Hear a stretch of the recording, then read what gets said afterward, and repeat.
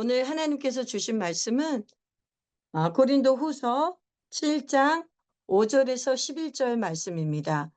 고린도후서 7장 5절에서 11절 말씀 제가 읽겠습니다. 여러분은 화면을 보시면서 읽어 주시면 되겠습니다. 히브리서 12장 10절과 11절만 보겠습니다.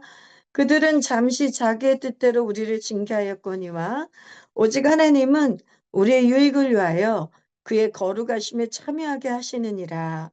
무릇 징계가 당시에는 즐거워 보이지 않고 슬퍼 보이나 후에 그로 말미암아 연단받은 자들은 의와 평강의 열매를 맺느니라. 아멘. 이 히브리서 4장 12절 13절 말씀과 12장 10절 11절 말씀이 하나님의 뜻대로 하는 근심을 했을 때 얻는 유익을 정확하게 말씀해 주고 있습니다. 하나님의 뜻대로 근심을 하는 그 순간에 하나님의 징계의 말씀이 우리에게 임해야 근심이 되거든요. 마음에 딱 충격이 오는 거예요. 그래서 그것이 우리에게 돌과 같은, 아까도 얘기했지만 죄성으로 얼룩진 우리의 돌과 같은 마음을 그 하나님의 거룩한 말씀의 방망이가 깨뜨리는 거예요. 그리고 하나님의 칼날 같은 말씀이 우리를 쪼개는 거예요. 그래서 영과 혼을 쪼개고 관절과 골수를 쪼개서 우리의 마음과 생각에 있는 것들이 다 드러나 버려요. 들키는 거예요. 나는 이게 옳은 줄 알고 평생 살았는데 이게 아니었구나.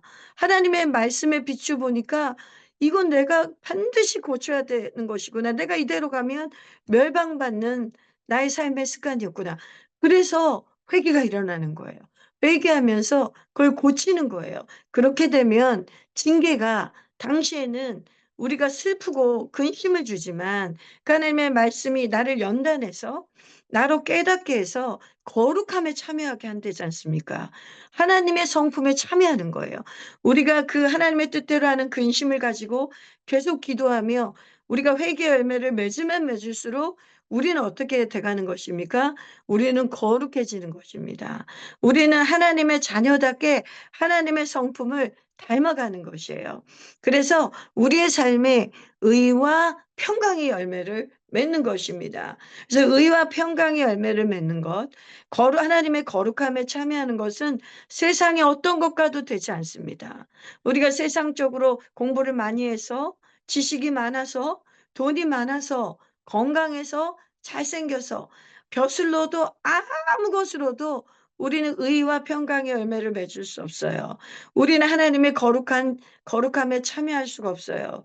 오직 우리가 이 하나님의 놀라운 이 성품에 참여할 수 있는 것은 예수의 피로 말미암아 십자가의 그 복음을 믿고 거듭나서 하나님의 자녀가 된 다음에 오늘 본문의 말씀처럼 하나님의 뜻대로 하는 근심을 가지고 기도하며 회개하며 회개 열매 맺을 때에 우리의 삶에 이 거룩에 참여하는 역사가 일어나는 것입니다.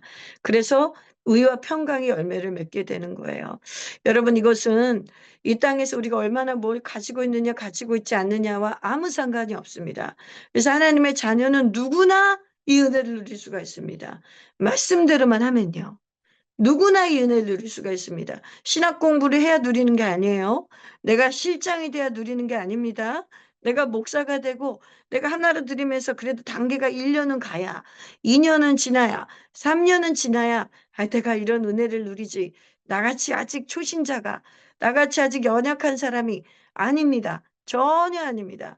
하나님의 자녀가 된 그 순간부터 예수의 피로 거듭난 그 순간부터 응애 하고 태어난 갓난아기처럼 태어났다 할지라도 우리가 영이 거듭난 그 순간부터 우리는 하나님의 뜻대로 하는 이 근심을 받아들이고 말씀이 나를 칠 때에 하나님의 말씀이 나의 양심을 칠 때에 누군가를 통해서 그 말씀을 알칠 때에 우리는 그 말씀에 굴복해야 됩니다.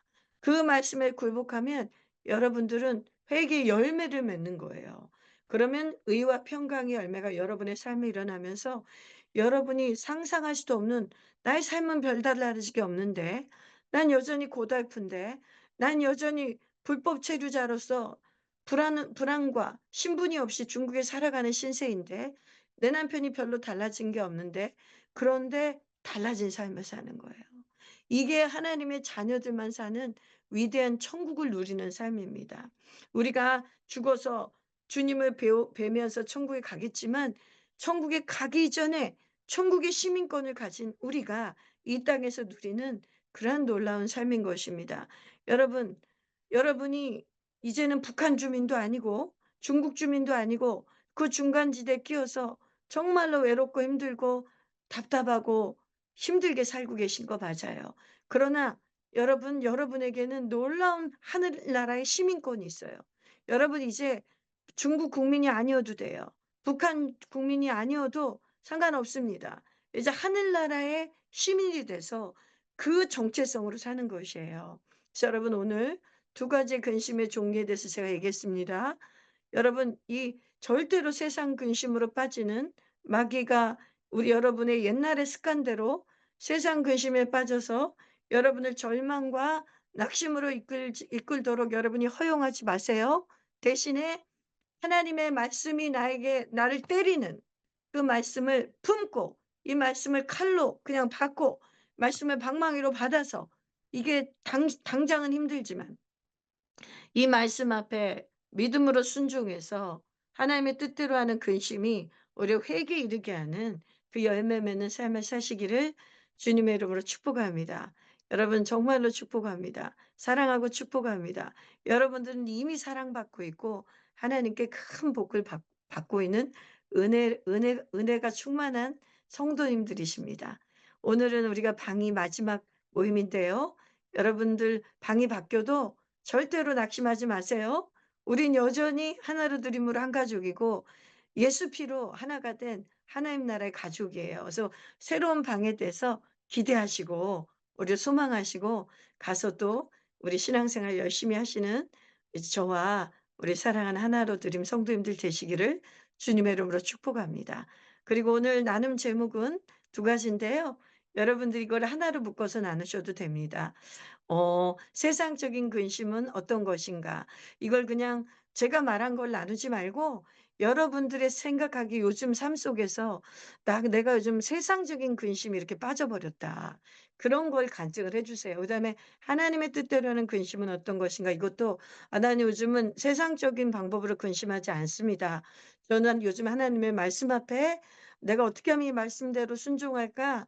근심하고 있습니다. 그런 것들이 있다면 이 두 가지의 주제를 가지고 나눠 주시기 바랍니다. 감사합니다.